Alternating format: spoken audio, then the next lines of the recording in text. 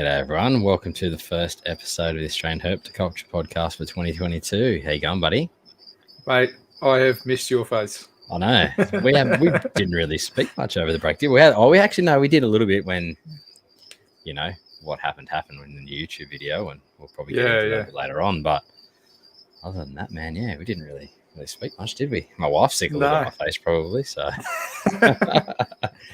No, I think it was a much needed break for both of us in multiple aspects, but I'm sure you loved it, just hanging at home with the family and soaking all that in. It was definitely good on that regard for sure. I had big plans to get stuff done, but the weather kind of dampened a lot of that, and physically COVID, and a bit of COVID here, and like I haven't got COVID yet, but I know quite a few people that have, so get tests, isolate for a few days, this and that, and it's an arsehole. I don't even think we're a minute in and I've already said arsehole, but that's all right. It is an arsehole.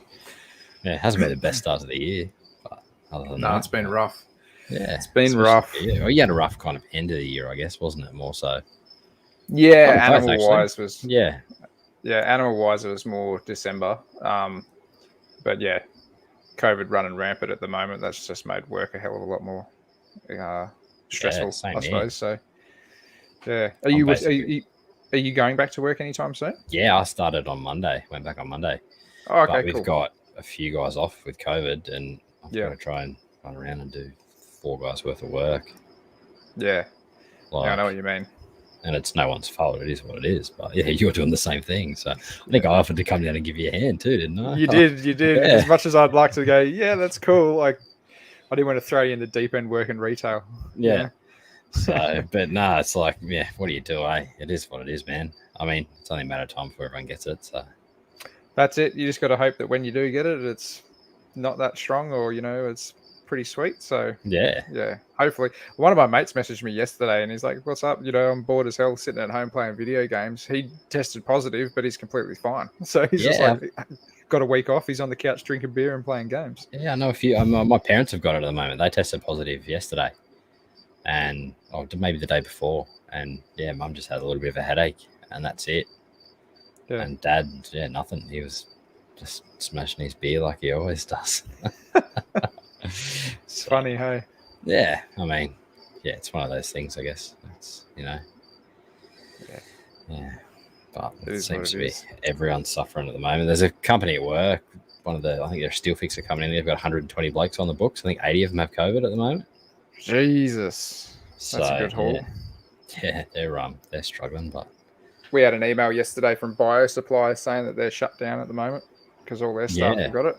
Yeah, so I think because I usually used to order from them, so that was I think I got something that's similar as well. I heard something somewhere about it, so it is what it is. We went down to a bit of a skeleton crew of about, I think we had 4 or 5 of us working at any given point, which is about half the team on some of the days. So a lot of the maintenance side of things was starting to get a little bit stretched thin, but it is what it is. You just kind of have to do what you can do and run around and do everything else in between. Stock's so hard to get at the moment. That's probably the biggest problem. It's like that with everything. Yeah. We waited like 2 weeks or something for our rodent delivery to come in. And usually that's kind of like a few day turnaround if you order at the right time of week. Yep. So everyone was jumping up and down. And of course we're getting yelled at because we don't got no stock on the shelf. So people just don't get it, do they? They think no it's respect for retail workers. No. Yeah. Well, it's one of those things. Yeah, I knew what I signed up for. Yeah. I don't think I'll do it again, though. No. Did you get up so much over your break? Not a hell of a... Well, I didn't have a break. That's right, you worked through. You had a few days off, though. Yeah, I got 3 days off over Chrissy, and I went down to see my family for that, so I actually got to get away, which was good. It's kind of nice not looking at the animals so much for those few days and being able to go down and actually see my family, because I haven't seen them since pretty much COVID outbreak. So you saw your parents? Yeah, my family. Yeah, so they're down in Yass or something, aren't they? Or that way? Yeah, just outside of Yass. So yeah, no, it was good. It was good to get it down there. Mum and Dad have just bought a new place. They've got a 3.5 acre property, so it's just in the middle of a bunch of kind of smaller properties, if you want to call it that. But that was awesome, man. Saw a bunch of frogs. Got a Ace and Longneck that decided to walk up and headbutt the door as well, which is pretty cool. So pretty cool. My brother was just sitting down having a drink. Like we were just having a JD and Coke, I think, at the end of the night. And he's like, what the hell's that? And there's just a turtle against the glass. Yeah. So that's awesome. It's pretty cool. Yeah. Oh, well, I've got heaps of frogs in the yard at the moment. I've gone from like never having any frogs. I have heaps of skinks. I've always heaps of skinks, but never had any frogs in the yard. And this season, there's it's heaps of them. It's awesome. That's good. I like seeing them bounding around because you kind of, gives you faith that they're still out there in decent numbers, So I was a bit worried at one point because I hadn't heard them. I thought that maybe the chytrid fungus had kind of gone into my area, but they're coming out in droves now, so it's good. Oh, that's good at least. Yeah. There's a positive there. Yeah, exactly. One good thing to come of it, so. Yeah. All right, guys, thank you so much for joining in this chat. We got tons of you saying good day over there, so thank you everybody for joining in. Hope you're enjoying listening to our ugly mugs yapping on again, but, thank you for coming back again this year. Something I did want to touch on quickly, and I know that this got brought up in the AHP chat, but unfortunately we've lost the great Gunther Schmieder. He's no longer with us, unfortunately, which is a very sad thing to have had happen. It is definitely. But so condolences go out to his family and his loved ones, of course, and anybody that was close to him, of course. I mean, we didn't know him personally, but we loved his work, loved his books and that. Yeah. So. Yeah, very sad loss for the reptile keeping hobby and also the fish keeping hobby. He was an avid fish photographer as well. So yeah, exactly. Yeah. So. Is that your brother giving you a bit of stick, mate? That is my brother. I don't even know where my mouse is. I want to try to bring that up. I don't know where that's gone. Yeah, so good old family, eh? Oh yeah, got to roll them up every now and then. That's it. Otherwise, it's not worth it. Yeah, mate. So what's been happening with you? Anything new? Any other new additions to the collection that we can talk about yet? Nah, nothing yet. So it was good actually over the break. I got to catch up with Tyson. Oh, cool. See, he's got to feed his monitor. That was awesome. Oh, sick. Yabbies. So yeah, that was pretty cool. Good fun. So, yeah, good fun. Yeah, they're awesome. Yeah, because I've watched his videos heaps, and obviously I didn't realize he's heaps close to me. So really? It's like 15 minutes away. And then, we've been meaning to catch up a couple of times, but just, stuff got in the way. And then, went down to his place and, it was awesome. Yeah. Yeah, I'd love to see all his stuff. I've got to come up to the coast. I know we were going to catch up. Yeah, we were going to, as well. But your little one got crook. Kids were sick and we're like, oh, well. Yeah. And then the missus got a bit sick, so we went and got the COVID test, but no, it was all negative, so I thought I'll let you know straight away rather than come up here and just in case we were positive. So yeah, well, better safe than sorry. I mean, we're all bound to get it at some point, but I appreciate the honesty at least. Yeah, well, at least I wouldn't be the responsible one for giving it to you.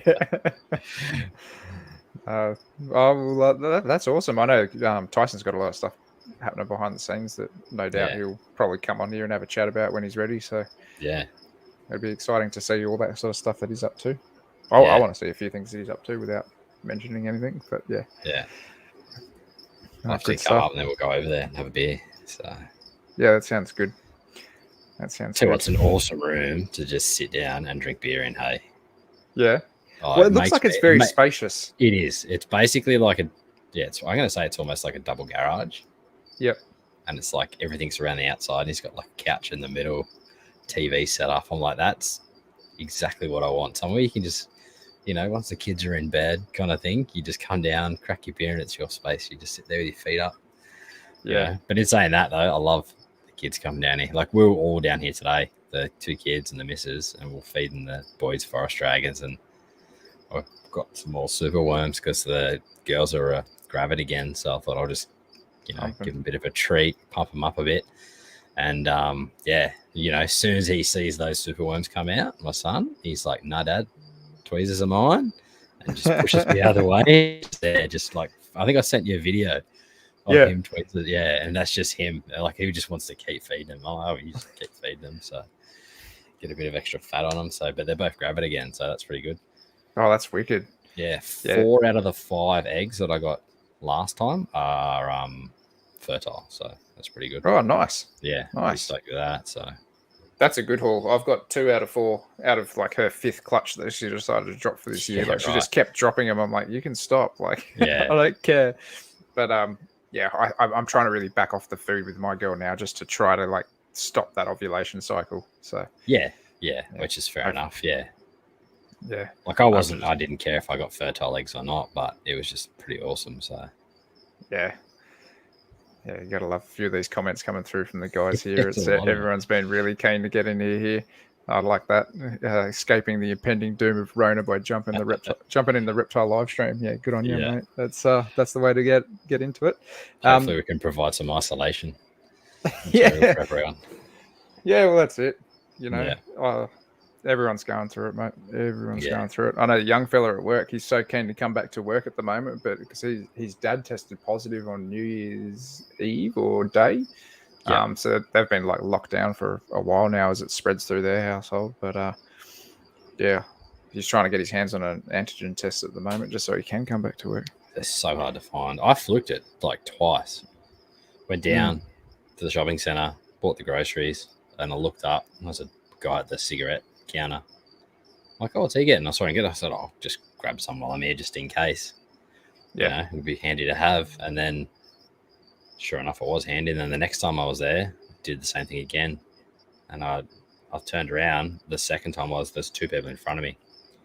And I grabbed some more. And then I turned around. And there was probably, I'm going to say it was a queue of like 40 people out the door just lined up to get some. I was like, what are the odds of that? Yeah. So, flukes. I know. So, yeah, I've got some there ready to go if I ever need them. So, my boss ordered some, I think, on the 2nd or 3rd of January. And they're like, yeah, that's all good. They'll be delivered to you on the 26th of January. It's like, you know, that's so far away. But, you know, so we're just kind of holding on by the skin of our teeth until then. Yeah. Yeah, well, I'm only going to use mine if we used some recently because we thought we had the symptoms, but yeah, they came back negative. But mine had a weird funny line on it, and I Googled it, and it's like could be positive. So I went and got the proper test done. That came back negative. So yeah, well, that's good. Yeah. Have you got any other updates as far as like your frog enclosures are going? Did you get a chance? So just here, they're pretty well settled in now. The moss is going berserk on this. So I've got on that rock ledge there, you know, those backgrounds, they got like a little bit of a ledge kind of down the bottom. Mm-hmm. So I've just got some moss from in the backyard basically and set them up in, I've got a tub sitting down basically where you can see that box where my hand is. There's a tub there that I've got a light on to grow moss in and this and that. Chuck the moss in and it's spread from like a 20-cent piece to basically over that whole ledge. That's awesome. Yeah, it's gone nuts. I just got to top the water level off a bit. These last few humid days kind of dropped down a little bit and then chuck a few branches in and they'll be in there. Oh, wicked. Yeah, I just wanted to make sure the plants had a bit of time to settle. Moss I've got a couple of different types of moss, all local ones. That I chucked in the incubator at 40, I think it was like 45 degrees for a couple of hours just to make sure there was no chytrid fungus in it. Yeah. And then, and obviously I set up that chameleon gecko enclosure as well. That looked awesome. That turned out really good. The leaves on the vines are starting to die off a bit. So, but there's a plant that looks similar. I think it's a Hoya australis, I believe it might be. Maybe off the top of my head. That I'll probably chuck in there just to achieve the same look. So that background came up a treat, what you did. So, well, it was a simple background, but I think that for what you were going to do for it, it just made it work. Yeah. You know, like it wasn't like over the top or anything like that. So, you know, did you end up sticking any sort of like moss or anything in those cracks? I've got sphagnum moss in the cracks at the moment. Yeah. But we were chatting the other day and you made up that rain little system you had with your frogs. And I was thinking of doing something similar, like a drip line down into those cracks. Yeah. Either trying to get some moss to grow. But also, so we went up for a bit of a drive with the kids the other day and we found a Australian native rainforest nursery like 10 minutes up the road. So it's only open to the public on a Friday. So we're going to try and go in there because I want to try and get some native, like, you know, the ferns that grow to the rocks, like I think it's a creek ferns. I think it's a Cristilla dentata or something along those lines. I think they call it. trying to get that to maybe grow out of those cracks to basically look like, you look in the forest and you see the ferns growing out of the cracks. Basically, that's pretty much what I want to do. Yeah. So, yeah. But you see that so often, right? So it'd be so cool to be able to mimic that. That's exactly. Yeah, that'd be absolutely perfect. So that's the plan anyway. And then, but I'll probably just end up spraying it at the moment.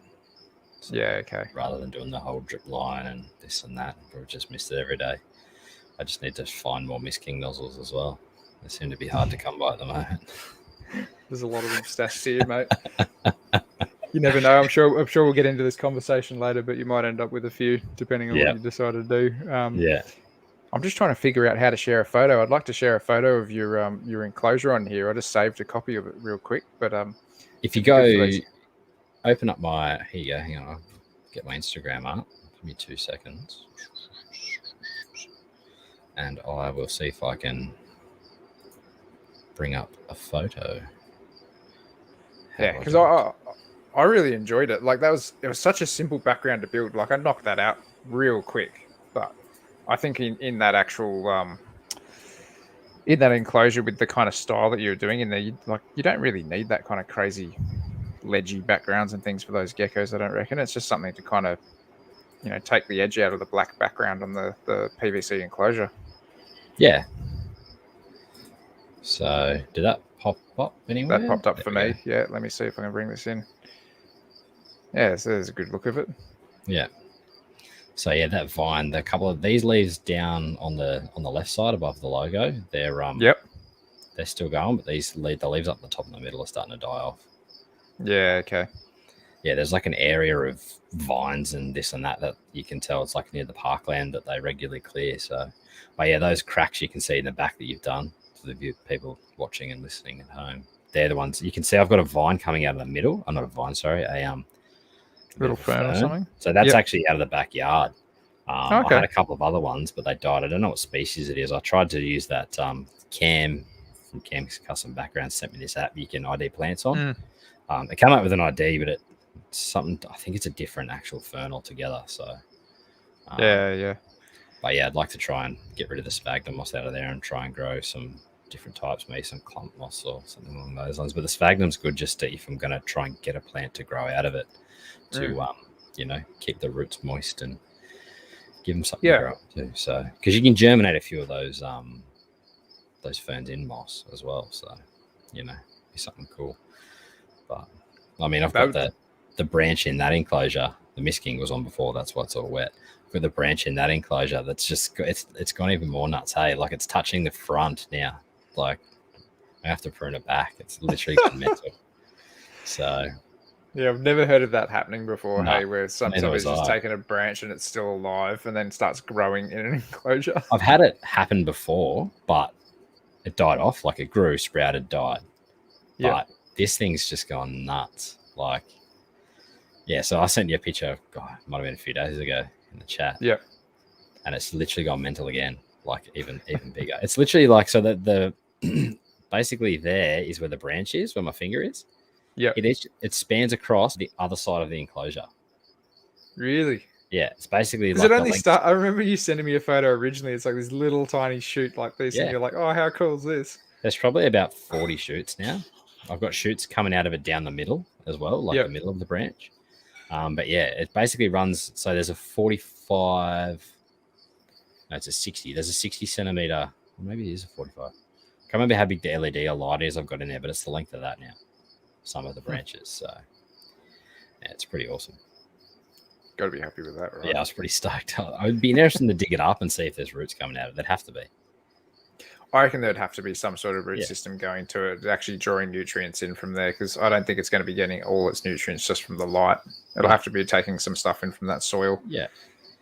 So it'd be pretty cool to there you go. Ash just asked, do I know if there's any roots? No, I haven't had a look yet. I'll probably actually, to be fair, it's kind of where the female lays, so I'll probably know pretty soon because she's gravid again. She was testing again the other day in a different spot, so hopefully she lays in that spot there again, and I can dig it up and have a quick look. So, but that's it's pretty awesome.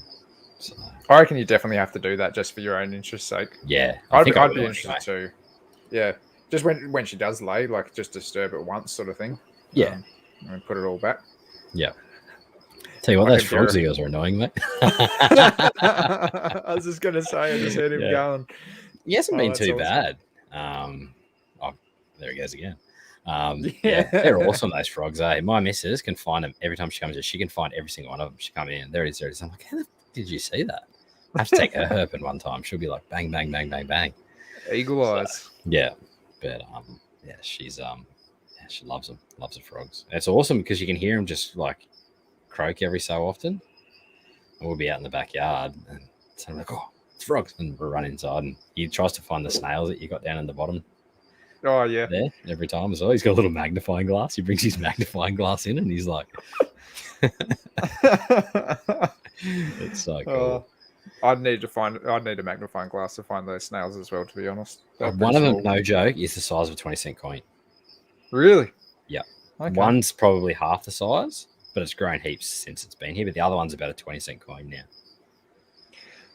I'm not surprised that they made that trip though, because as much as I drained the water out of the bottom of that, if there's any sort of moisture left in the bottom, then they just kind of shove up shell and call it a day until the and it was only a short trip anyway. So as soon as I got home, I basically sat it on the rack and filled it back up. Actually, it was on the floor for a while.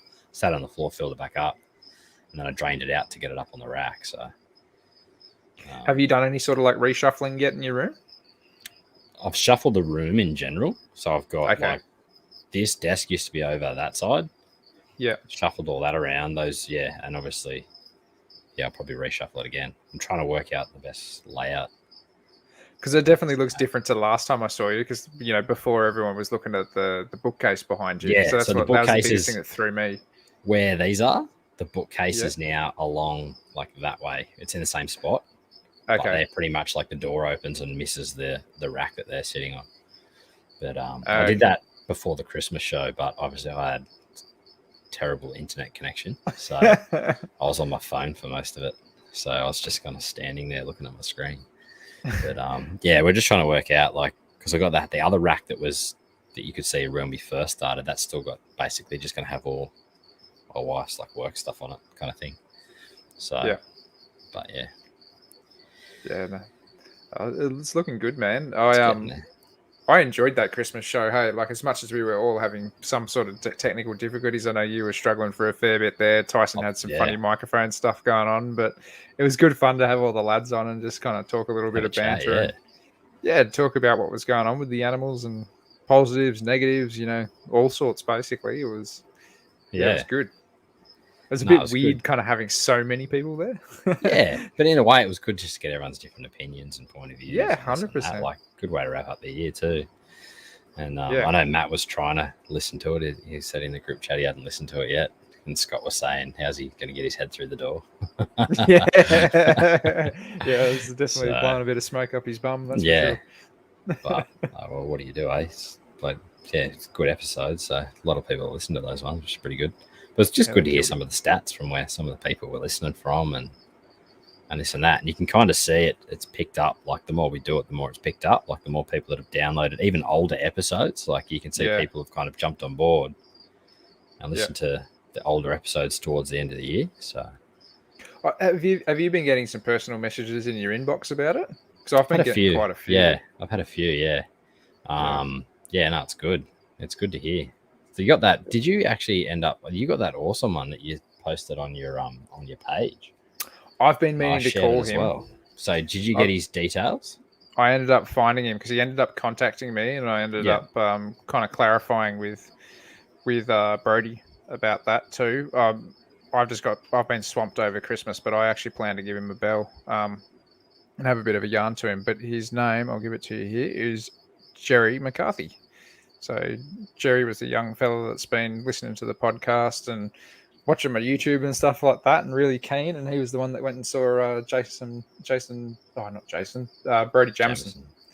down at the zoo, and was chewing his ear off about I think it was a children's python enclosure. So I think Brody was showing him a hell of a lot of stuff with some T5 bulbs and deep heat projectors and stuff like that. So I actually want to call him though. I just want to sit down and have a conversation with him and see if I can give him anything, or give him any tips or anything like that. Because I don't know, we need to push that stuff.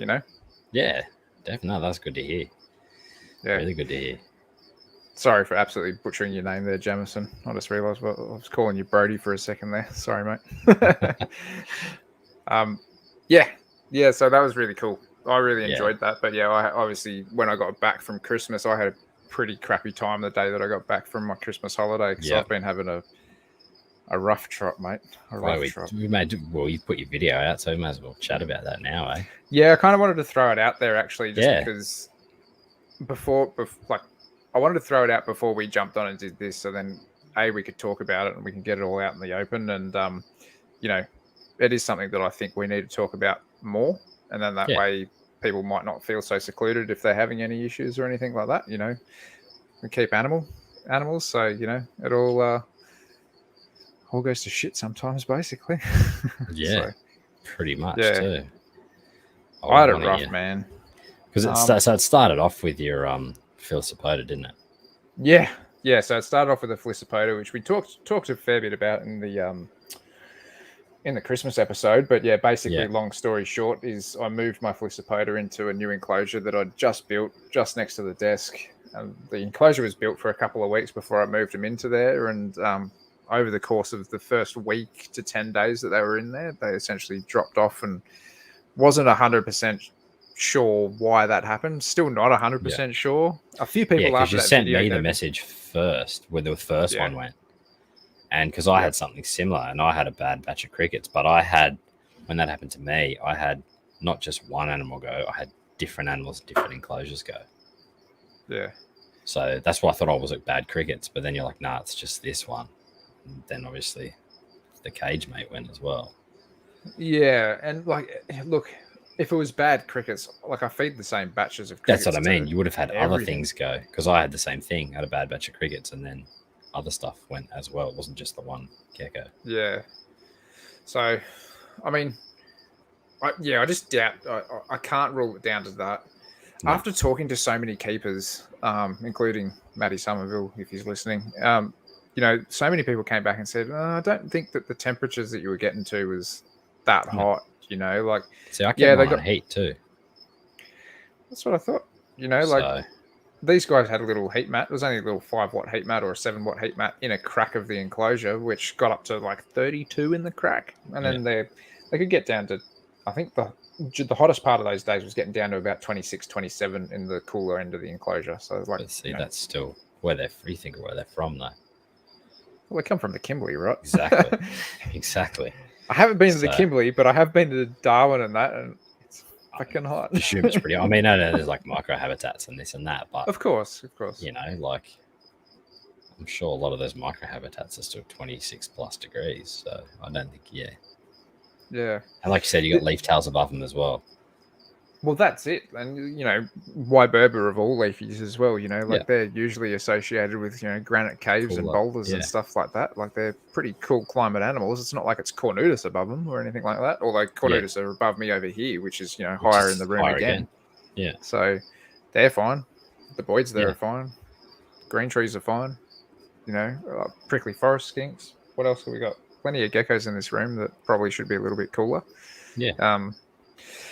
It is what it is at the end of the day. But one guy actually brought up an interesting point on my video. That's something I want to test at some point. I don't think it's going to be an issue, but he said, "What was the pH of your soil?" So that's true. He started thinking about that, and he's like, just in case the geckos happen to be absorbing a bit through the skin or they're licking through something.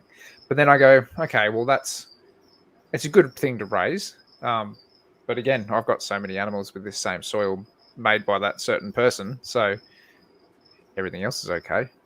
Yeah. And we're talking geckos as well, so I'm not 100% sure, but I'm putting it down to shit luck, timing, stress too, because you did get them recently and then transferred them again. Yeah.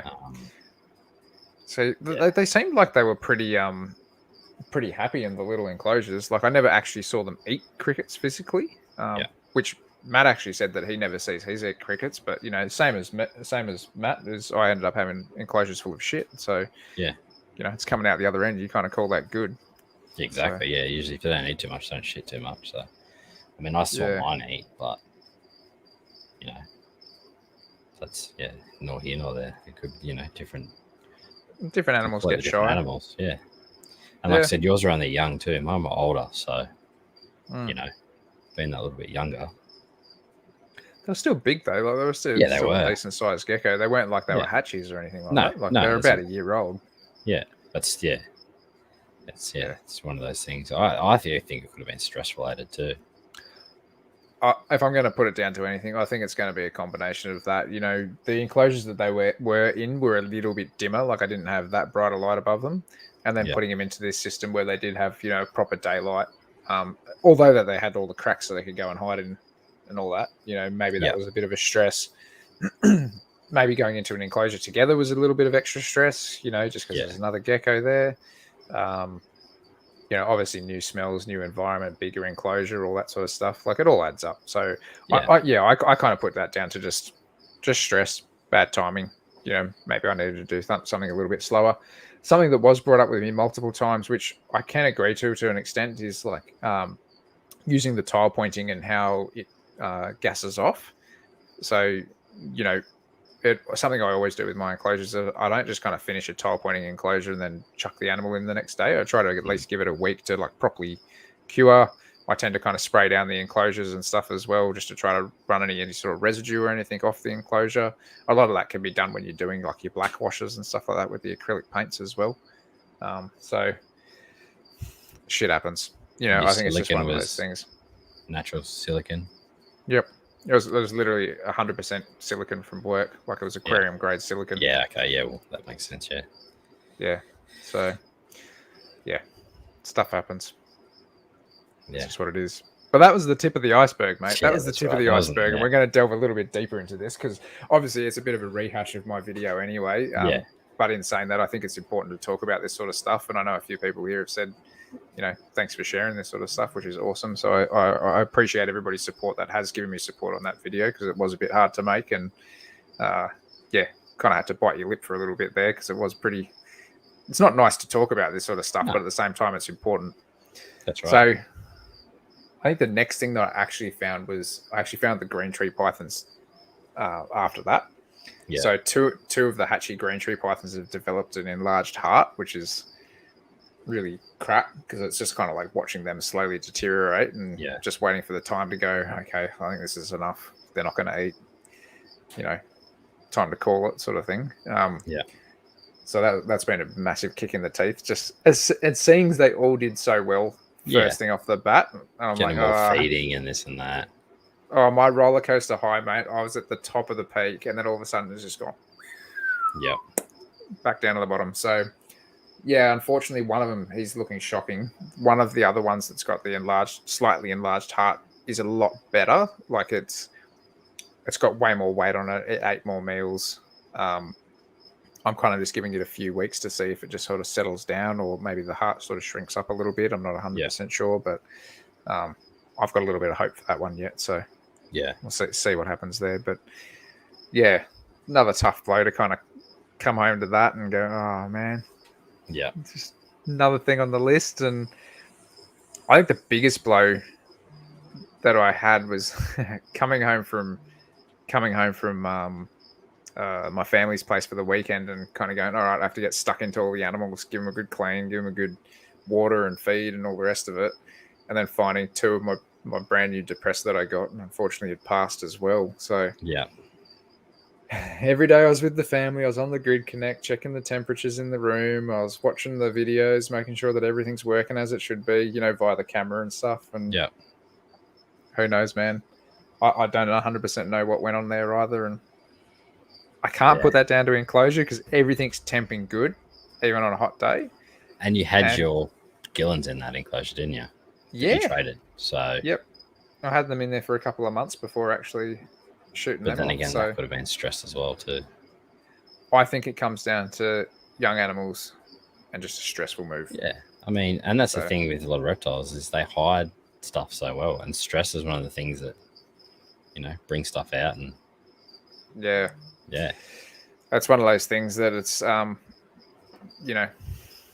it's tough. But I can happily report that the other depressor, I've kind of nicknamed it Lucky, but yeah, that one's firing on all cylinders. Smashes crickets. I can chuck like 10 crickets in there, and it just gorges them and smashes them everywhere. Hey, it's such a fiery little thing. I've never seen them in the flesh. Hey, I'd love to see them in the flesh. It's so weird because you look at them and you go, you'd be so slow. Like you just look like a little nugget that But they're so quick. Yeah, it's just like a Gillen's monitor. Like you just go, yep, skink. Yep, he's got a little hollow log that he just loves to hide in. First thing in the morning, you're guaranteed to see him basking on top of the hollow log. You chuck the crickets in there, and it runs around like mad chasing them. So, this is just the stuff that you love seeing, but when you're not seeing it, it's a bit heartbreaking. But yeah, man, people have to talk about negatives. I think that's me. Exactly right. You don't really hear positives and all that stuff. You don't really hear negatives too much, and everyone's had them. People 100%. That have had like 2 animals up to people that have got like hundreds of animals. Yeah. Yep. I think the thing too is if you have more animals, you're more likely to see problems. That's exactly right. Yeah. And that's just sheer odds. Yeah, 100%. Yeah. Yeah. But it's one of those things you don't really hear about too much. Like, it's not to do. It doesn't make you a bad keeper or anything like that. If you have stuff like that happen, it's just the way it is. That's it. Like I don't think of myself like that. I definitely beat myself up about it for a fair bit, just because I'm going, what the f am I doing wrong? What it is, and when you don't know, you're racking your brain. Like, I think we spoke for like 3 days trying to work out. I'll shoot you ideas. You're like, oh no, it's not that. I'll shoot you more ideas I had, and like you you just keep racking. And I still rack my brain trying to think. I have a thought. I'm like, oh no, it's done like that. He's already That is honestly the worst part, is not knowing, like if something's screwed up and you realize that a thermostat's clocked on and it's cooked an animal or something like that, like it sucks. At least you can go, that's my fault, or the thermostat, that was the problem or whatever, but not knowing, that's the killer. That's the killer. That's right. And it's not because you don't know, you can't change it and fix it. Like I can't correct anything if I don't know what it is. Exactly. Yeah. Exactly. So, but and that's kind of giving you a bit of a thought about downsizing a little bit. Well, to be honest, like I think there's a lot more reasons that no doubt we'll get into in the coming months about what's kind of happening around my life in general. But yeah, it's one of those things that I was kind of like, you know what, like I think the time's here. This is it. So I'm going to do it now anyway, just for my sake. I think I just need to kind of back it off a little bit and kind of go, maintain that focus. Man, that frog is a noisy little bugger. I see why I get rid of him. It's funny, to be fair, I can't hear him. Like once that door's closed, you can't hear him from in the house. So it's like the perfect shed to have frogs in. But that's what being in the house, I could see how it could be annoying. Like I said, my wife wanted to get frogs in the house. I'm like, just wait till it's like, they're going fully, then come down here and see what you think.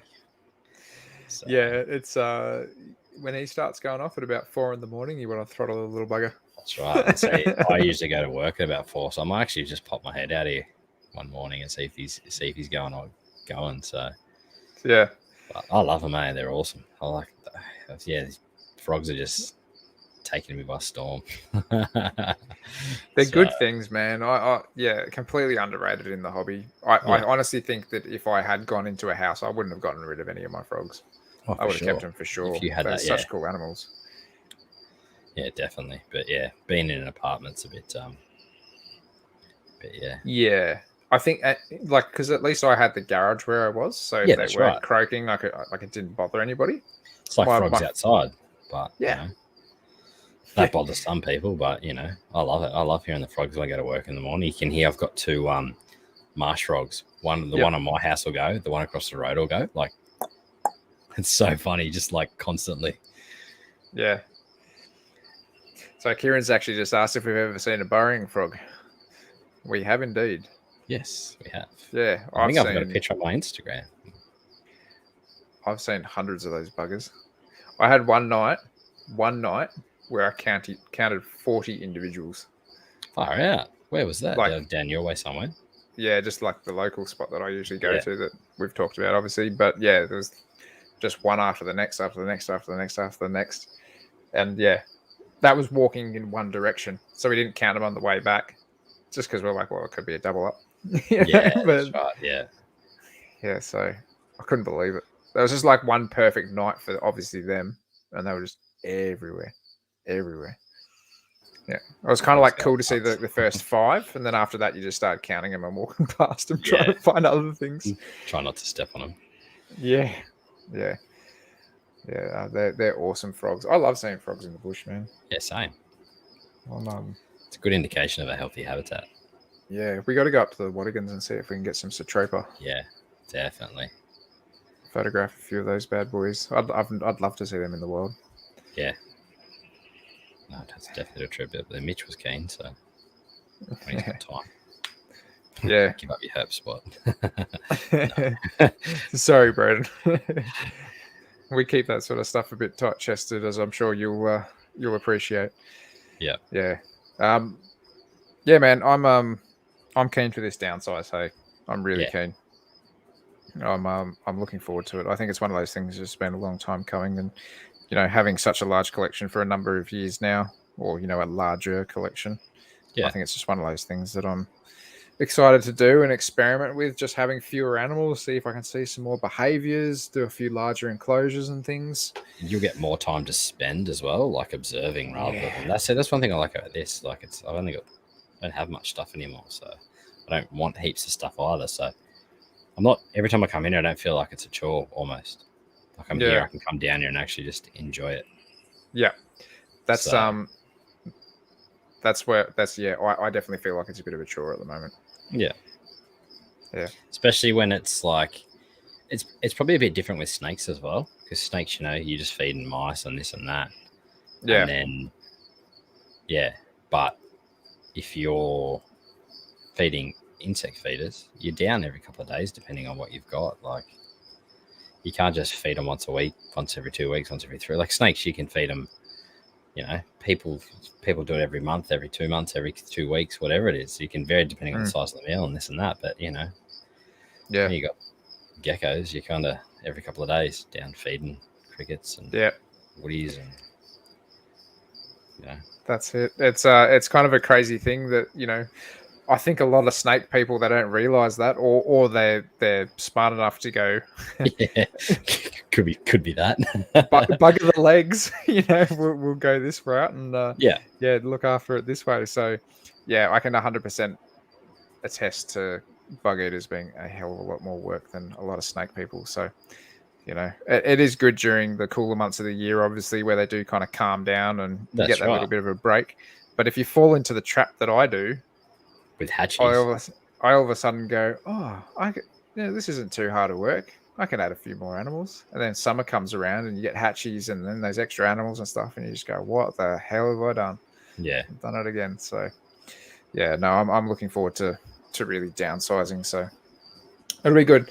A lot of my larger stuff has to go, unfortunately. I need to make a little bit of space. So try to work out some things that my wife wants to do and do that. But we were going to go to the expo, but I'm not 100% sure that I want to go to the expo to move on some of these critters anymore.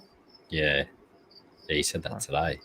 Yeah, the old the Rona getting around. So yeah, I mean, if you can avoid it. But well, like, it's not that I'm scared of getting it. The thing that I'm scared about is getting it so close to when we go away on our herp trip. Exactly. Yeah, and then that backfiring and then we don't get to go on that. Like, I'd be more bummed about that than having to do like private sales for the next month. Yeah. I'd rather do the private sales and deal with all the questions and all that sort of stuff to go, there's still a good shot that I can go on my herp trip. So it's 100%. Because it's like weeks out, like two weeks from 2 weeks out. So yeah. It'll be it's pretty close. Because I was going to go to both, but the VHS has been cancelled, hasn't it? I think I just saw a post today about the VHS being cancelled. There we go. There, sorry, put the wrong one up. Yeah, there you go. Yeah, there you go, Josh. Yeah, thanks, mate. Yeah, the VHS. I didn't know the Sydney one had been canned. I might actually reach out and see if I can happen to get my money back for that one, because I just think it's going to be a smarter move for both of us to maybe avoid the plagues. As much as I'd love to see everybody and actually catch up with people in person, it just seems like that's reared its ugly head at the moment. So, maybe we'll just do it another time. Yeah, and Kieran just said about the IRS one down in Illawarra. That could be a goer. Yeah, that would be good. Everyone might have had it by May. Well, that's it. Like, I think that's the thing, is they got to let it peak out. Yeah. And then kind of most people should hopefully be pretty immune to it, and it should almost fizzle out. So until the next strong strain or something like that comes through, no doubt. Yeah. But at least for the time being, if they can, helps the body kind of get a bit of immunity to it, hopefully. So we'll see how it goes. But yeah, May would be good. I'm keen to go down to Illawarra and do that. For sure. It's not really that far of a drive, really, Illawarra. No, it's not too bad. It's not too bad. You make a day of it, like a proper day of it. Yeah, I mean, I've been driving to Campbelltown for work, so yeah. Well, it's nothing to you. It's just another hop, skip, and a jump from there. That's right. Instead of going that way, it's a little bit that way. So it's not that bad. Yeah, no, if that's if everything's kind of settled down by then, definitely probably will go there. Even if we just go for a wander and spend the day there and catch up with some people, and I'd be keen to do something casual like that. I reckon. Yeah, that'd be kind of good. So, but oh no, Scott's here, or Ty. I think it's probably Scott. Hey Scott, how you doing? How you going, buddy? Yeah, I think that'd be good to go down there. I think though I'd like to try to offload a few of my animals before we go away though, just so there's a few less critters for my wife and one of my mates to look after. So it'll be interesting to see what goes. But yeah, there's a fair whack of animals going. I think you're getting a few of them, aren't you, mate? Probably, yeah. They can stay here till we're back if you want to, though. No pressure. Yeah, for sure. It is, man. I've got space here, so if you want them, you can take them whenever. If there's things that you're like, not 100% on getting rid of, there's space here, and then whenever you want them, you can have them back. So yeah, it's well, I think the things that we've been talking about, like as much as it's going to be tough for me, it's probably a good thing in a way. That was like me when I had all my stuff. I got run down and working. Like, I would come home from work as much as I'd love just spending time down here, but it became a chore. And then I sold everything. And then my problem was I sold everything. Yeah. And I should have kept a couple of things. A couple of little things. And and I was just... Yeah, and then we're having the kids and then taking the reptile park and seeing how much my son loved them. I said, and then obviously starting the podcast with you. Yeah. And then my wife's like, so I'm guessing we're getting reptiles again. 100%. But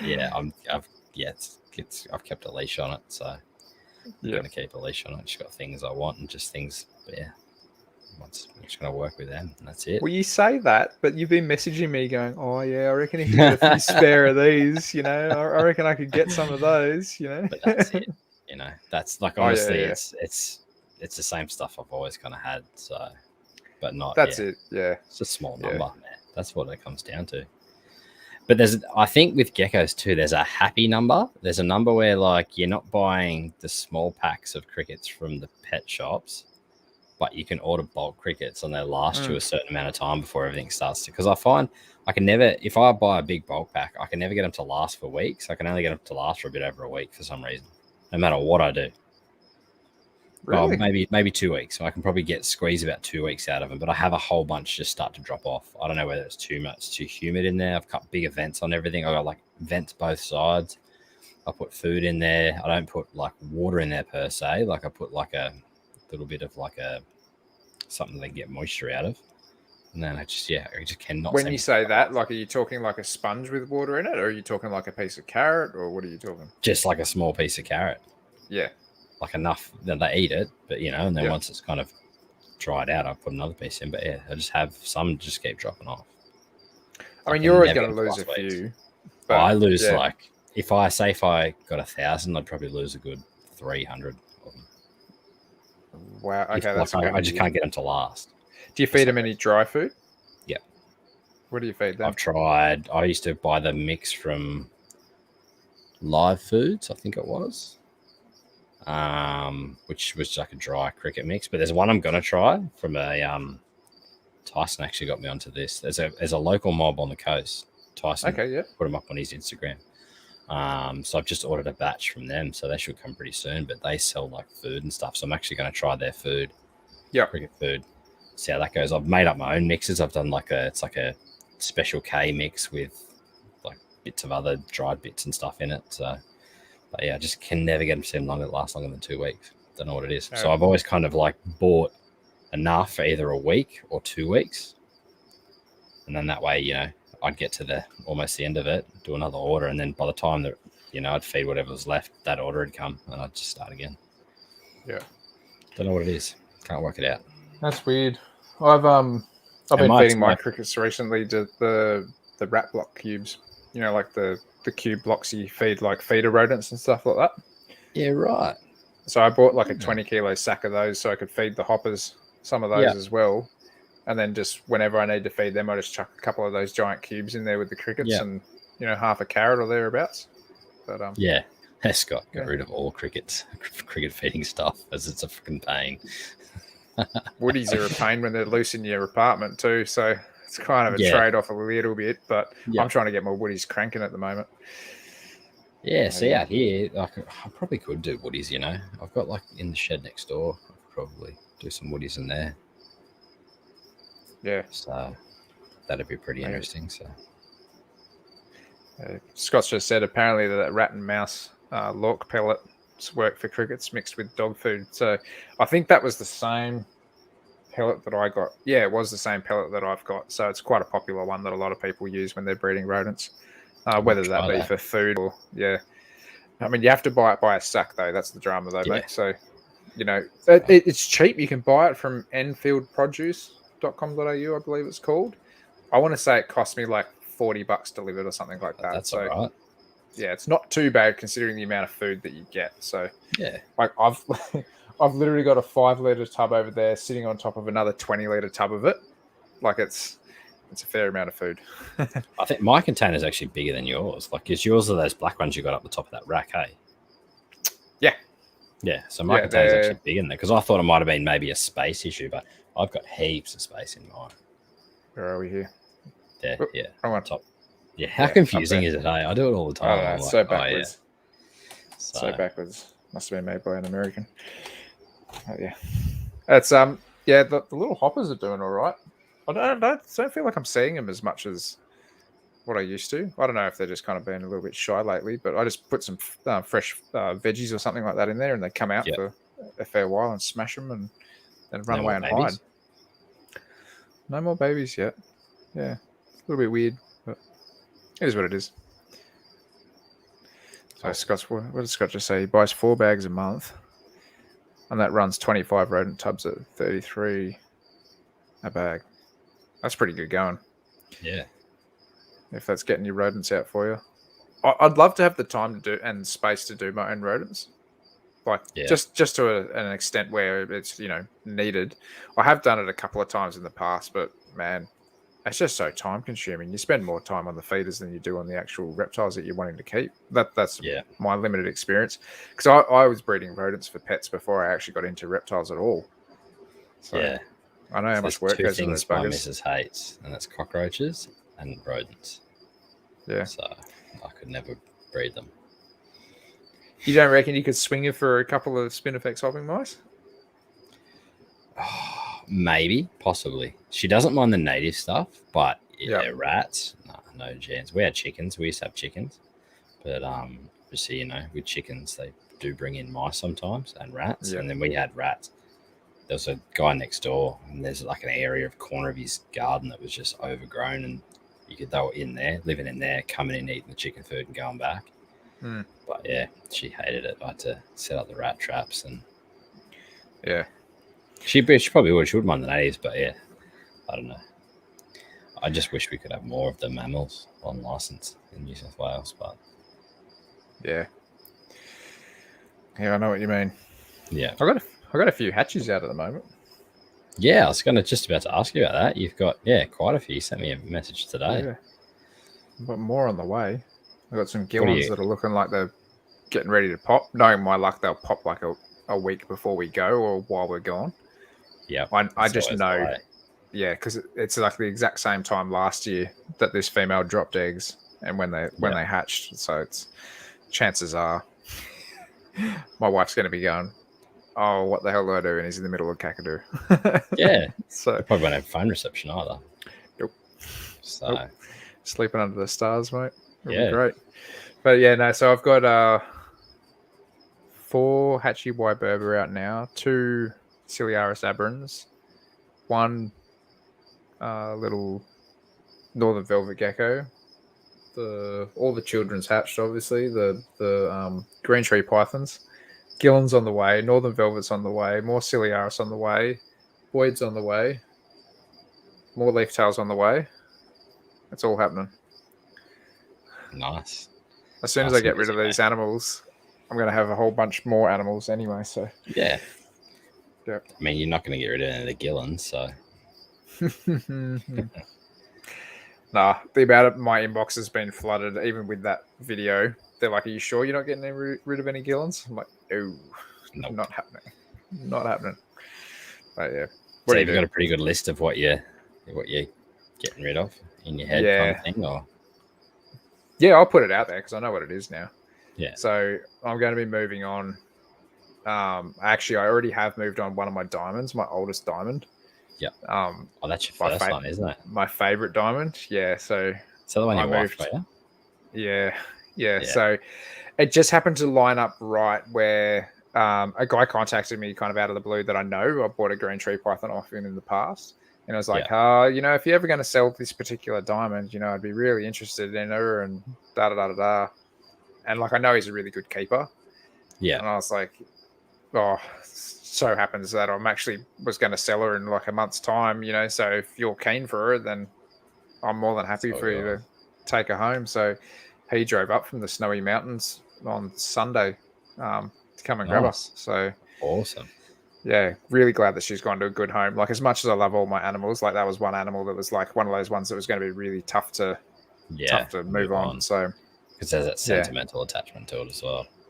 Oh man, like my wife was in tears, I was in tears, like it was just one of those things, but I was just like, I know this has to happen. So at least I know that she's going to a good home. And he's like already sending me videos of her, and like he's building a massive 6-foot enclosure. He's done like a bank of 6-foot enclosures because he's getting into a few diamonds. Yeah. And then he's like, sending me videos of her like stretched out on the lawn getting sun, and I'm like, awesome. That's awesome, because I used to do that with her heaps. Yeah. And I can't obviously now in an apartment, so I'm kind of glad that at least she's got that opportunity to be properly loved, So but so diamonds are going. My jungle python's going to be going. My olive python's going to be going. My water pythons are going to be going, but I'm pretty sure they've got a new home already, so that's all sorted. So that they're potentially going to go and stay with Kurt Lamotte. So the guy that gave me the Tristus. So I thought I'll do him a favor and give him these. He's keen on them. So I said, take them. They're yours. What else? The brown tree snakes are going. The leaf tails are going. Prickly forest skinks are going. The northern velvets are going.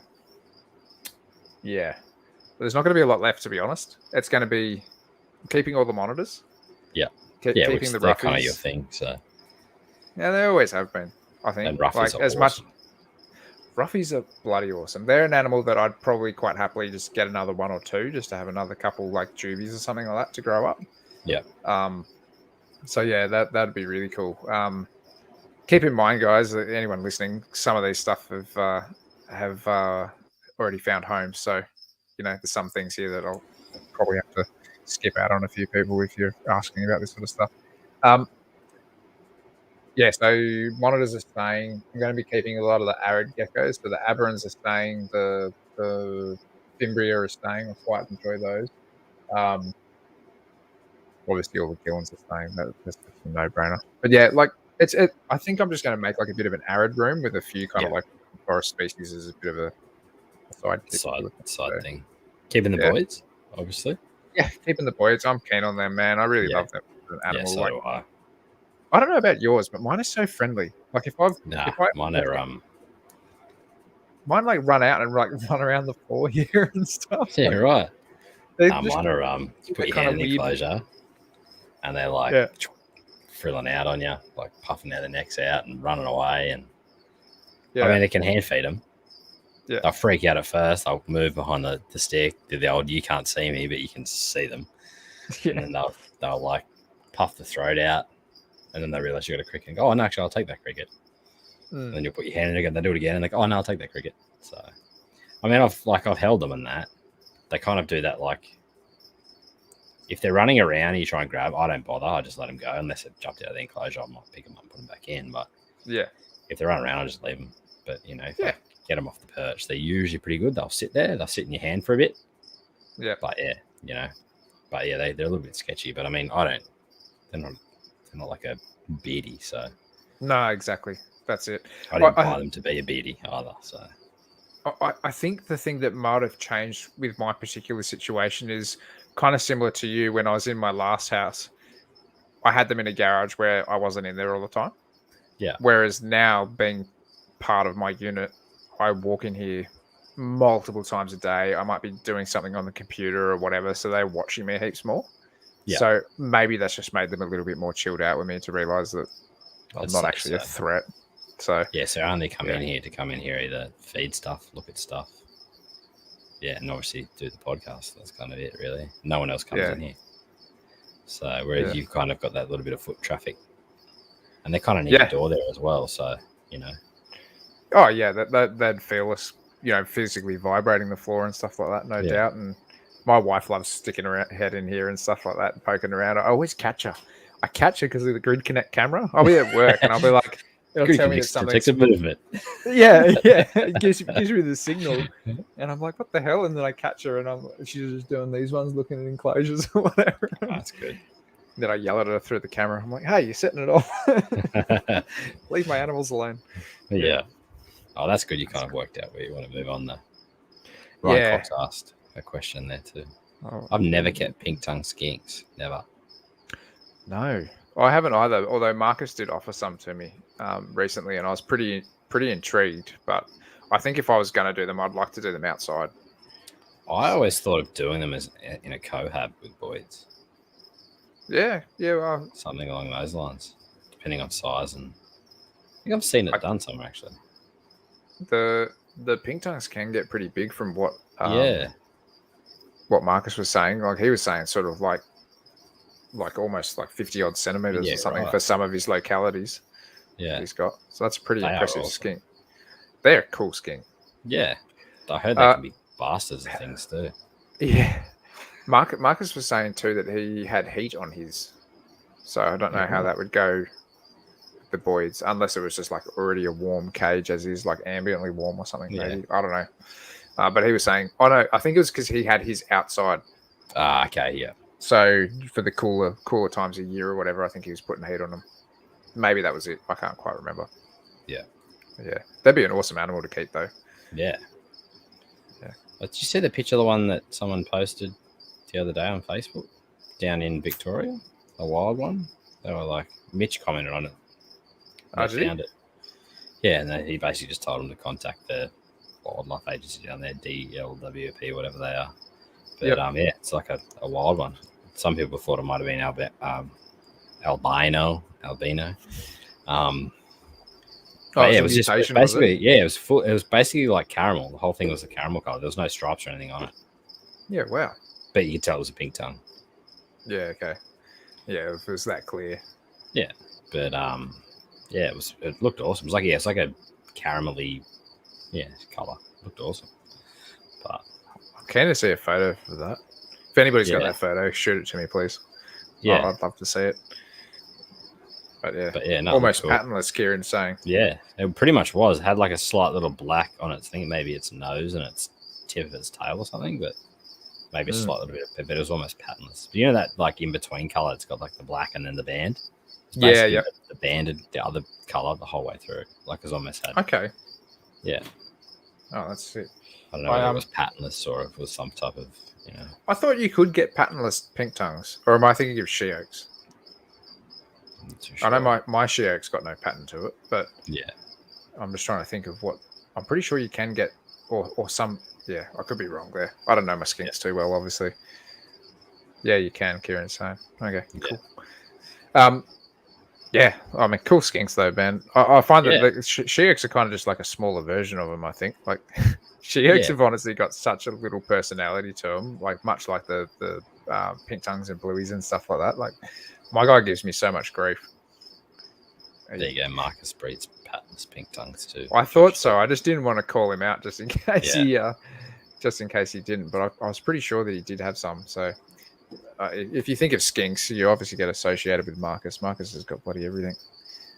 Yeah, he's doing pretty good for himself with those. But yeah, no, they are awesome skinks though. I never really thought of keeping them. I did actually. No, I lie. I did actually think about it when I had all my other stuff from everything on. But it was kind of, I just never did anything with it. So put it on the 1 day list, mate. There's a lot of species on my 1 day list.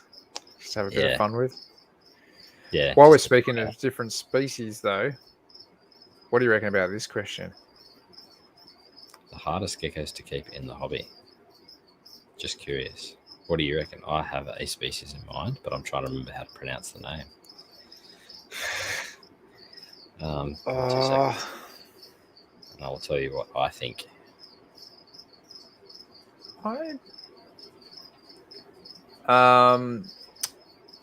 Granite belt thick-tailed geckos is what I'm thinking of off the top of my head. Just for, I hear that they're super sensitive.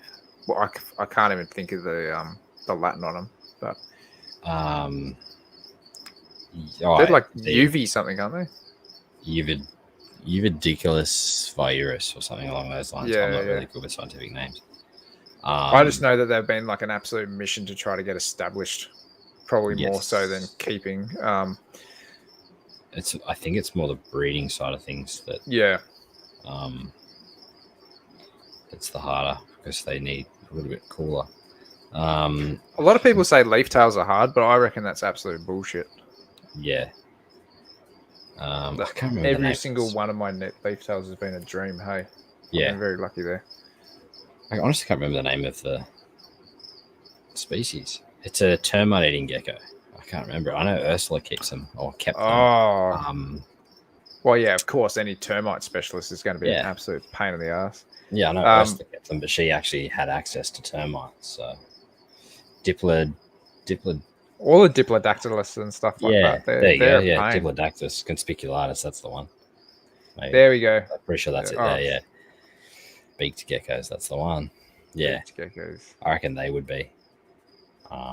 Purely just because, you got to feed them termites. But I'd love to try it, though. Like 1 day, because I think a lot of people do convert them over to like extra small crickets and stuff like that. I don't think you can. Easy. Really? Yeah. Or maybe I'm thinking of fat tail geckos. Yeah. I think it's the conspiculatus is I'm pretty sure they only eat the termites. That's crazy. Yeah, I mean, chameleon geckos, people said they were hard. Yeah. But I've never really had too much of an issue with them. But I think it's a lot of those like leaf tails and the whole thing come from the temperature. People were maybe at the start keeping them with heat and this and that. It's saying that like I've had days when my room gets up to like 30 plus degrees, and I put precautions in place, but yeah. Yeah, I was going to say, like, this room taps out once it gets to 28 degrees, but it can still rise higher than that. But the hottest I've ever seen the room sensor in here was 29. But I can guarantee you that all my leafies have been in my garage when it's like closer to 37. Yeah, not ideal, but I've got handle a little bit. The grid connect at the top of this rack, so it's only like 200 mil from the roof, and it can be 28 degrees outside, and that says it's 30. Really? Yeah. But obviously, it's relatively accurate. But before I had this, I had leaf tails like this was when I kept on my leaf tails in the same size enclosure, pretty much in the exact same spot as that. So the top of the enclosure would have been 30 if it says it was 30, and that was Wyberba as well that I had up there, and I never lost a Wyberba. They always laid eggs. They were hatched in the enclosure, like. So yeah, I mean, I think it's if you, I think it's if they're there for kind of, long periods of time at those higher temperatures. But yeah, Mitch said suppose it was a sales pitch back in the day. I suppose they really didn't convert well to crickets. I think he's referring about the Diplodactylus there. Yeah. Converting crickets, I'm assuming. Yeah, I heard they only have eight termites, so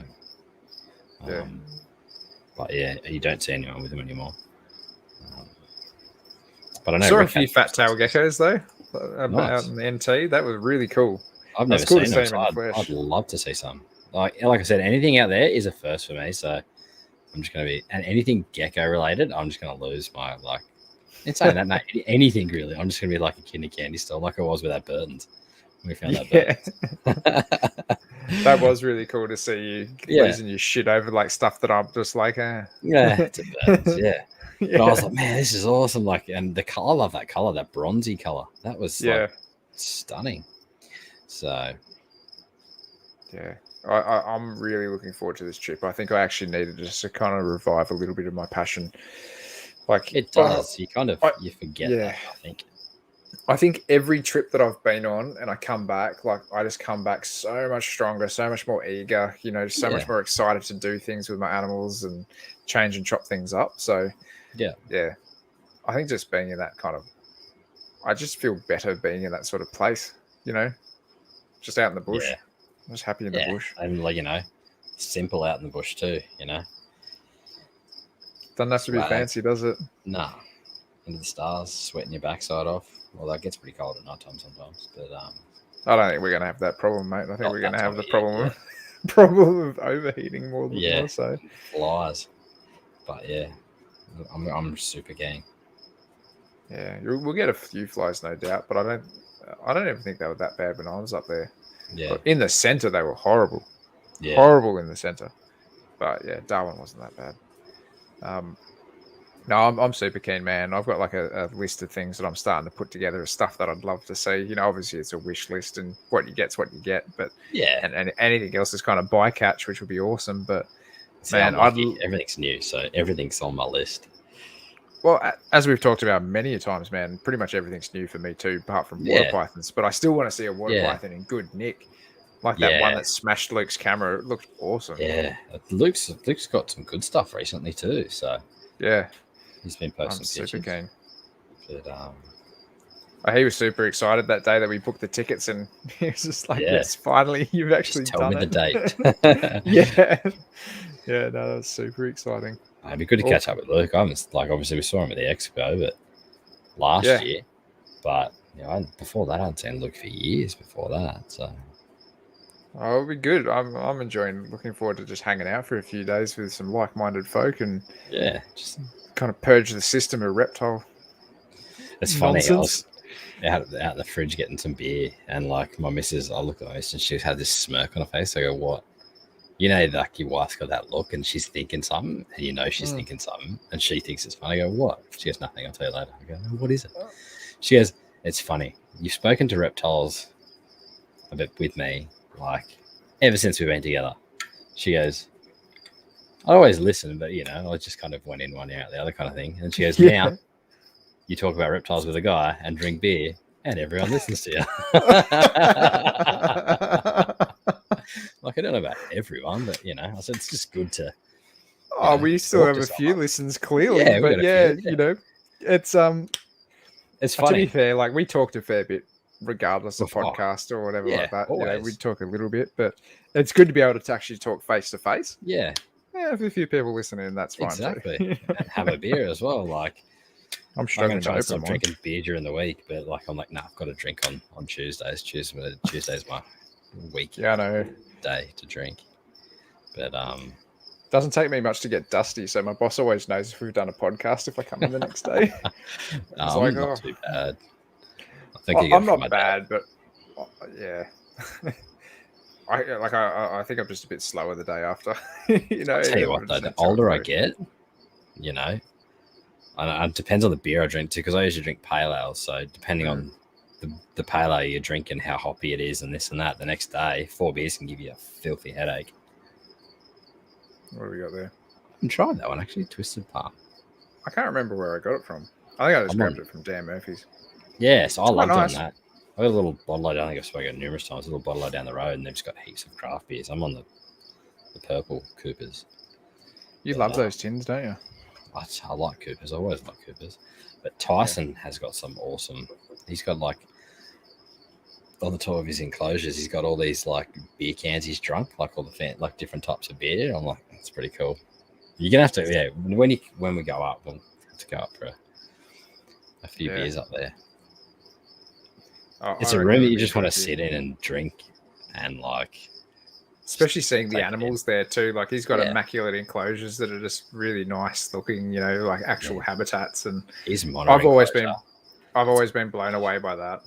It is. I like because I took my son as well because like, I took him there, and he's just like.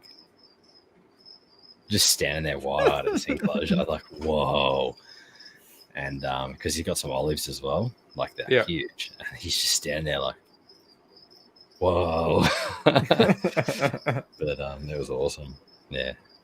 Awesome. Frizy. Oh, yeah. Frizy. Frizy sent us some stickers too.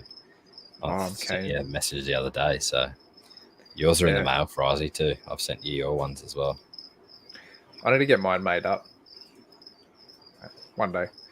I think I've already put them on my Teespring store, but I just haven't actually got the, kind of like the generic buy 100 box or whatever like that and hand them out to all your mates. But it's good because like your logo, you get the ones that aren't like we've got the podcast logo and they're just round, but my one's got like the tail that hangs out the side, and Frizy's one's got I think he's got the head and that hangs out the side and stuff like that. It's cool. Yeah, and I think he's got the tail as well because his is awesome. He's got the Kimberley Rock Monitor and the Amier hanging off the rock and stuff like that.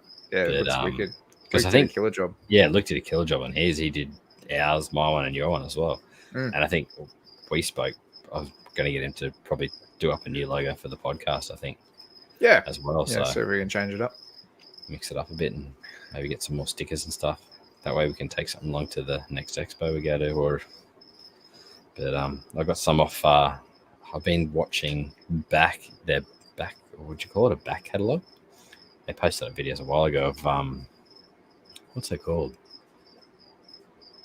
It's a frog one. I can't remember the name of it now. I got to put some of their stickers as well. Podcast? Pobblebonks and Kundagungans. What? Have you seen those guys on YouTube? They basically just go frogging. Where are my stickers? Australians too, by the sounds of it. Yeah, Aussie guys. Bloody hell. Give me 2 seconds and I'll get their stickers. This is going to be awesome. Pobblebonks and something rather. I didn't even catch the second word. Australians have such weird names for some of our frogs, that's for sure.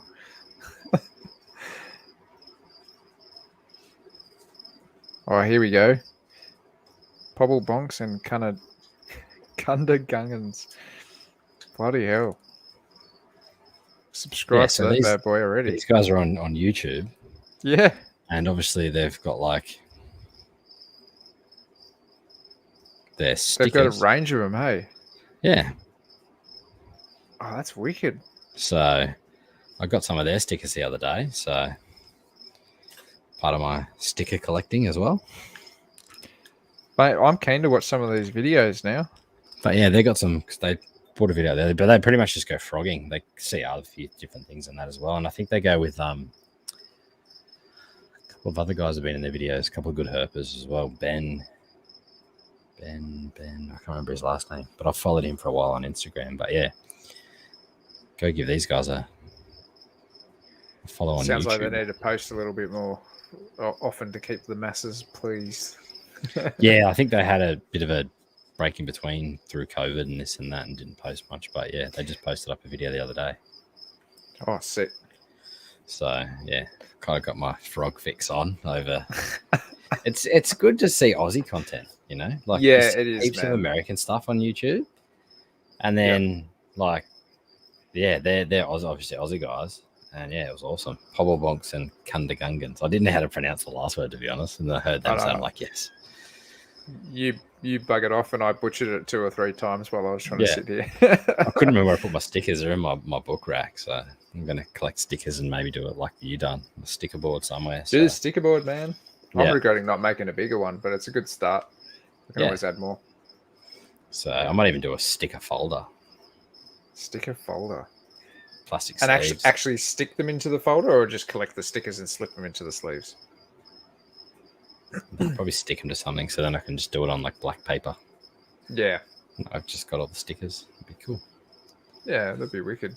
It's almost like a bit of history. Like, It seems a bit funny these days, but it's so common for everyone to do stickers. But there was a while ago, it was business cards, because I think stickers have got, a lot more accessible now to print and whatnot. But everyone had business cards years ago. And a bunch of people, I wish I had it. Like, you'd buy something off someone and they'd send you a business card. I wish I kept all those business cards, because that'd be something else pretty cool. It's almost like a bit of history. Yeah, 100%. So, yeah. But I think you're right, though. I think there needs to be more Australian content out there as far as anything reptile or animal related in general. Yeah. Especially like just getting the natives out there and talked about and seen and loved. Some of the awesome herpers as well. That's the good thing about like the Natural Herp Keeper, their channel, and like Ricky Mac's channel. Like seeing some of the stuff that people don't see and like the awesome herpers. Yeah. Yeah. But, I'm hoping that Michael and Kai filmed their trip that they've recently been on, because it seems like they've killed it with some species that they've seen. Yeah. I know they were talking about doing recently. That. Yeah. I've been chatting with mental blank. He joined the chat before. I can't remember his name. I have a mental blank. I'm terrible with names.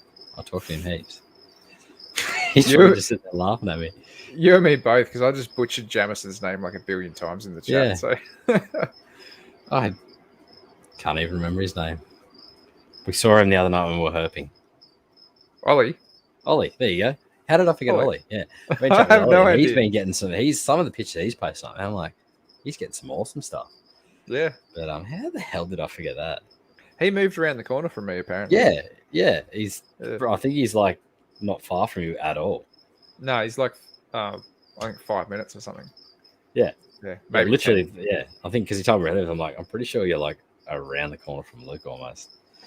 So I'm like, we'll get some good herp trips organized, local ones and different areas that we haven't been to, especially for us, because I think he's been to quite a few of them. So yeah, it's funny, like the weather hasn't been well, in my opinion, it hasn't been ideal for herping a lot this year. Good for frogs.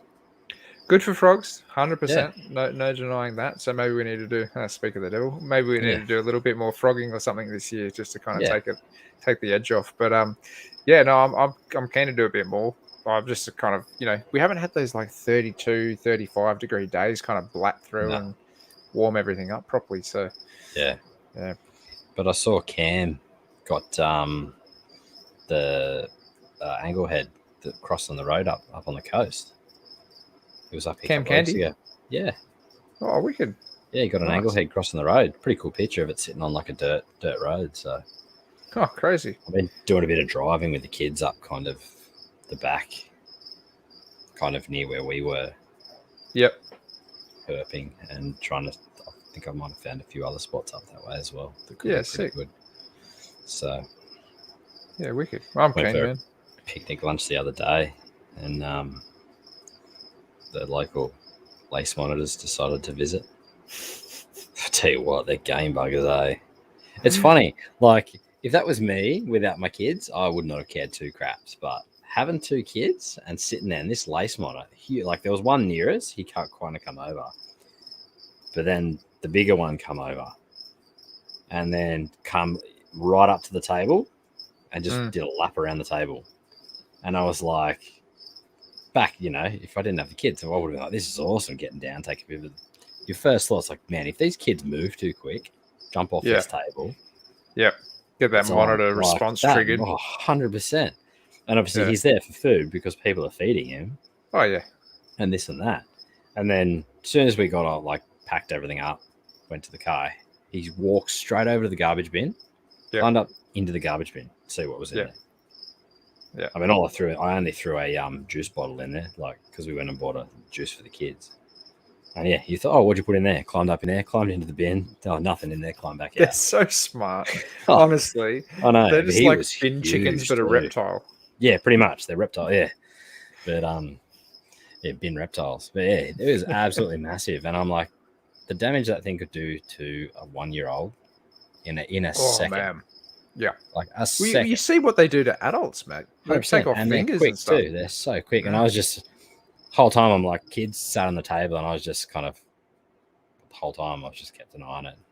I knew you were like, he wasn't going to try and do anything to the kids, but it's like, if the kids move quick and scared it, you know, it only takes a split second. But yeah, they're crazy beasts, mate. And I know we've got where I was living, we had a kind of little campground that was down near there on the Pittwater, and people would obviously feed the laces and stuff there quite a bit. And every time I've seen that, I'm like, do you guys not understand the damage those things can do? Like, yeah, I saw one guy trying to hand feed one of them an egg. I'm like, you're a F-wit, you know, like just waiting for his fingers to go, and he must have just like tossed it at the last moment into its mouth or whatever. I'm like, oh, man. That hits an artery, you know. Yeah, especially where I was. It's a fair trip to the hospital. Like, you know, if you don't have a first aid kit, you kind of well up shit creek with that paddle. So obviously I've got first aid kits in the car and that, but yeah, you know.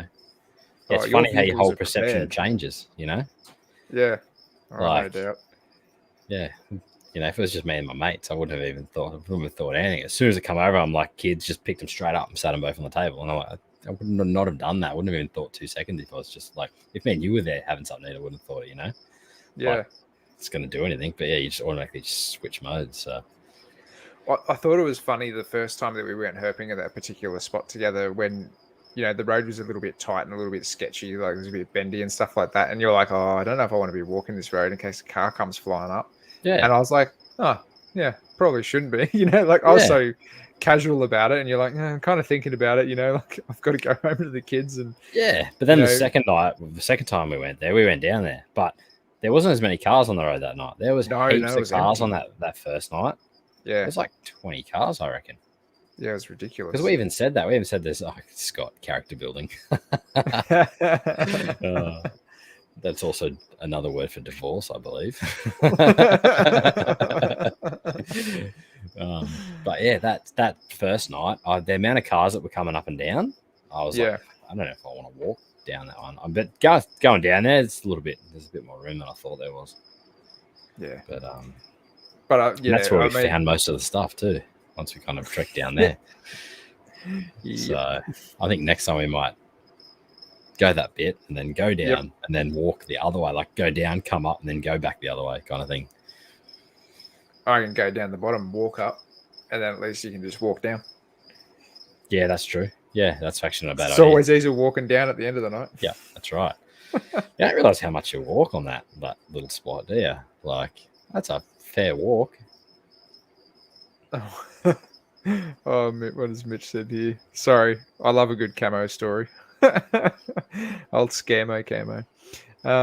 You guys ever seen that Camo's reptile feeding video mishap with the lacy? Looks painful. No, I haven't. Is that the one where I want to see it? I think I've seen it actually. Is that the one where it jumps off like something and grabs? Yeah, I think I actually have seen it. I saw it years ago from memory. I thought I hadn't, but then actually I vaguely remember it now because he's got that big enclosure, I think, doesn't he? From memory. Yeah. Big lace enclosure. Yeah. Ask Minnie about the Nicola Wanda. That sounds like torture. Yeah.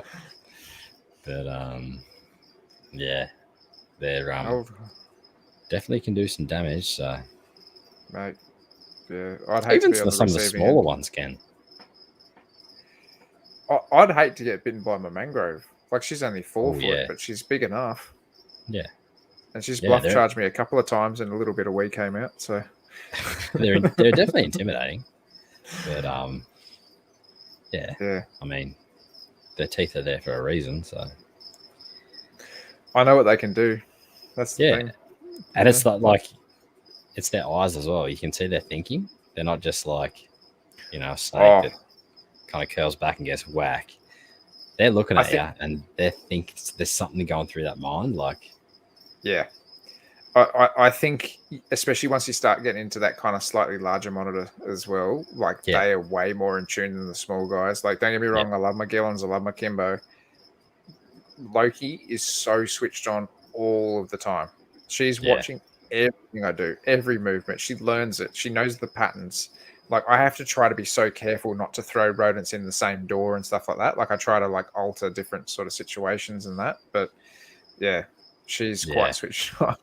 Scott's just said they're all shit. Yeah, but some are worse than others. Yeah, he's been bitten by 14 monitor species apparently. I don't know what I'm up to. I think I'm only up to like 3, so I'm nowhere near that. I'd like to keep it that way if possible, but everything just seems to bite me too. So I try and stay away from the body end. Maybe we can get some like numbers knocked off the list if you want to come around and get bitten by some stuff. You can just come around. Guarantee you'll hand me something that's never even struck at you, and you give it to me, and it'll bite me. I don't know what it is. Maybe I just think I'm an asshole or something. I don't know. Who knows? But, yeah, it's pretty funny. What do you reckon, mate? How you feeling? You got anything else you need to get off your chest for today after this long-winded catch-up session? No, not that I can think of, man. It was good just to have a chat again, and it's been a while. Yeah, that's the biggest thing. I had all these plans for Christmas of things I was going to do, but the weather dampened a lot of it, and then I wanted to do a little bit of herping over the Christmas break, but just the weather wasn't good for it. And then the one night that looked pretty good, I couldn't do it. So it's always the way, isn't it? I always find that with my mates. Everyone's messaging me going, "Tonight's the night," and I'm like, shit, I've got something on. Can't. And I can't just drop everything as well because I've obviously got kids, so it's a bit hard to just go. Sweet. I kind of wish I'd started herping a lot longer ago, maybe when I first started keeping reptiles. Yep. Because back then I could have just been more. But then again, I didn't really have that many mates that were into reptiles. That makes it hard. It's a bit easier now, like having like social media and that where you can actually talk to people. You know, you post pictures, people send you a message, and you just chat, and then you become mates online. It's like, hey, let's go for her. Yeah, sweet. But back when I started, it wasn't really like that. So all my mates, I had one mate that had a snake, but he's the one that got me into it, but he wasn't really into it. We went, I think, twice herping. That was it. But we found a couple of geckos. That's it. So, but so I kind of wish I got in a bit early so I could just go, tonight I'm done. Let's go. But we've apparently been summoned to do a show on Oedura by the great Nipper Reed. Surprised he didn't call us bogans. It's nice to be called guys for once. Yeah. Usually it's filthy bogans or something of the like. So oh, thanks, Nipper. Yeah, we should need to do a show like that actually. I think I've actually started saving down the names of a lot of people that I want to get onto this show too. Mitch has been really gracious and kind of giving us a lot of ideas and stuff like that. There we go. You bogans. Mitch has been giving me heaps of ideas of a few people that I want to get on the show, and no doubt we've got a few of our own as well. But we've got a few that we'd lined up kind of last year that kind of said they'd come on, but wanted a little bit more happening and this kind of thing as well. That'll come on pretty soon. So it'll be interesting to see how this year plans out. Jason and I are going to try to go pretty hard this year and see if we can get some stuff rolling in. Obviously, it might take us a few episodes to warm back up again for the year to kind of get in the swing of things while a lot of people are still on holidays and stuff. But no, I'm excited, mate. I'm excited. I'm bloody excited to get out there. So it'll be good this year. I reckon. Might have to do one on the road, kind of while we're away. I reckon it'd be killer if we happen to be in a patch that's got good reception. If we did like a live stream, some sort of like live stream from there, and even if it was just like Luke, you and me sitting down around a little, campfire or something, making our dinner or something like that before we go out for the night, just having a yarn to people, that would be perfect. Yeah, I reckon we should definitely try that. The audio. Worst case, absolute worst case, I'm going to try my best to film it all anyway, so we can put some videos out there, and no doubt Jason and Luke will kill it on the photo side of things. So we'll be able to bring you heaps of content. Bring in my GoPro as well, so I can film a little bit of extra stuff as well. Yeah, 100%. May as well.